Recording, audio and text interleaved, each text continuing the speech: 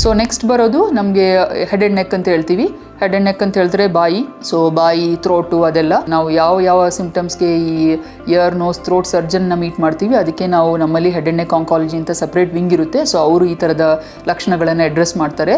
So ಇದರಲ್ಲಿ main ಆಗಿ ಬರೋದು ಅಂತ ಹೇಳಿದ್ರೆ ಇದು ಪರ್ಟಿಕ್ಯುಲರ್ ಆಗಿ ಮೇನ್ ಆಗಿ ಕಾಷನ್ನಲ್ಲಿ ತಗೋಬೇಕು ಅಂದರೆ ತುಂಬ ವರ್ಷಗಳಿಂದ ತಂಬಾಕು ಸೇವನೆ ಮಾಡ್ತಾ ಇರೋರು, ತಂಬಾಕು ಅಗಿತಾ ಇರೋರು, ಇಲ್ಲ ತಂಬಾಕು ಸ್ಮೋಕ್ ಮಾಡೋರಿಗೆ ಇಂಥ ಬಾಯಿಂದು ಕ್ಯಾನ್ಸರ್ಸ್ ಬರೋ ಲಕ್ಷಣಗಳಿರುತ್ತೆ. ಸೊ ಎನಿ ಅಲ್ಸರ್, ಇವಾಗ ಬಾಯಲ್ಲಿ ಒಂದು ಗಾಯ ಆಗಿ ಅದು ಮಾಯದೇ ಇರೋದು, ಕಂಟಿನ್ಯೂಸ್ ಆಗಿ ಆ ಥರ ಗಾಯದಿಂದ ಅವ್ರಿಗೆ ನೋವು ಬರೋದು, ಊಟ ತೊಗೊಂಡಾಗ ಉರಿ ಬರೋದು, ಆ ಥರ ಏನಾದರೂ ಇದ್ದರೆ, ಇಲ್ಲ ಇವಾಗ ಗಂಟ್ಲು ಒಂಥರ ನೋವು ಬರೋದು. ಗಂಟ್ಲು ನೋವು ಅಂತ ಹೇಳಿದ್ರೆ ಅದು ಯೂಶ್ವಲಿ ನಮ್ಗೆ ಏನಾದರೂ ಜ್ವರ ಬಂದಾಗಲೂ ನೋವಿರುತ್ತೆ, ಜ್ವರ ಬರುತ್ತೆ, ಅದು ಹೋಗುತ್ತೆ. ಬಟ್ ಇದು ಹೋಗದೇ ಇರೋಂಥ ತೊಂದರೆಗಳು.